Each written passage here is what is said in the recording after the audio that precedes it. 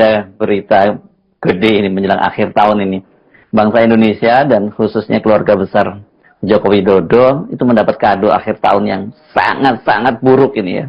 Jokowi oleh sebuah lembaga internasional, ini namanya Organized Crime and Corruption Reporting Project, itu dinyatakan sebagai nominator atau finalis pemimpin paling korup di dunia. Pada akhirnya, sejarah memalukan itu tiba di akhir tahun karena pemerintah internasional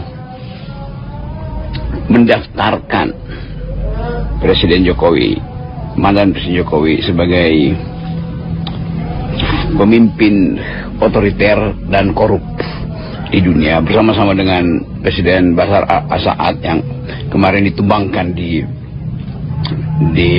Suriah.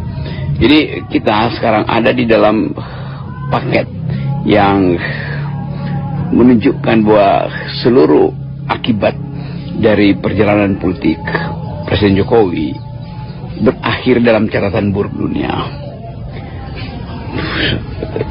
Generasi per generasi akan ingat bahwa inilah satu era ketika seluruh olok-olok, seluruh satire, seluruh kritik dari masyarakat sipil akhirnya memperoleh resonansi di tingkat internasional. Jadi bayangkan misalnya dalam kurikulum, di dalam sejarah percakapan tentang korupsi, nama Indonesia ada di situ, yaitu nama Presiden Jokowi. Jadi sebetulnya apa yang sudah kita pamerkan ke luar negeri adalah keburukan. Apa yang kita catatkan di dalam global IDIS adalah ide yang koruptif. Akan dibantah. Oke, silakan, mungkin Presiden Jokowi akan membantah semua hal itu. Buzzer akan dikerahkan,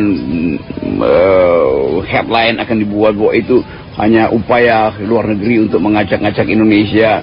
Lalu survei akan dibuat lagi bahwa Jokowi adalah presiden yang paling bermutu di Indonesia. Tetapi sejarah dunia itu adalah bagian, atau sejarah Indonesia adalah bagian dari sejarah dunia. Tidak ada sejarah unik Indonesia. Indonesia bagian dari dunia, maka sejarah Indonesia adalah bagian dari sejarah dunia. Sejarah Israel bagian dari sejarah dunia, sejarah Amerika bagian dari Rusia. Jadi sejarah itu adalah satu garis secara panjang, long durée dalam ilmu-ilmu makro history. Indonesia adalah bagian dari penyumbang pemburukan korupsi di dunia itu, penyumbang pemburukan otoritarisme di dunia itu, bahkan penyumbang bahasa para juri itu